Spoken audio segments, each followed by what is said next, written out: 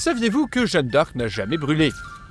Officiellement, Jeanne d'Arc meurt sur le bûcher en 1431. Tout le monde pensait la pucelle réduite à un tas de cendres. Pourtant, quelques années plus tard, en 1436, dans la région de Metz, une jeune femme apparaît et affirme à qui veut l'entendre qu'elle est la célèbre guerrière, et que la personne brûlée sur le bûcher par les Anglois était en fait sa servante.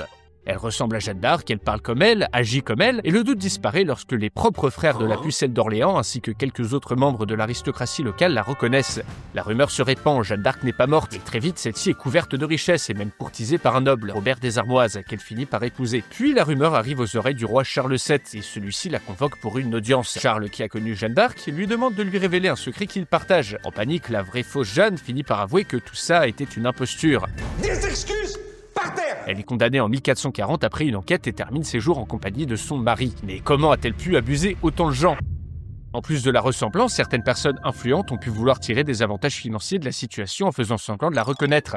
D'ailleurs, son cas était loin d'être isolé, et après la mort de la pucelle, on rapporte même que ce sont des dizaines de jeunes filles qui se font passer pour elle dans les années qui suivent.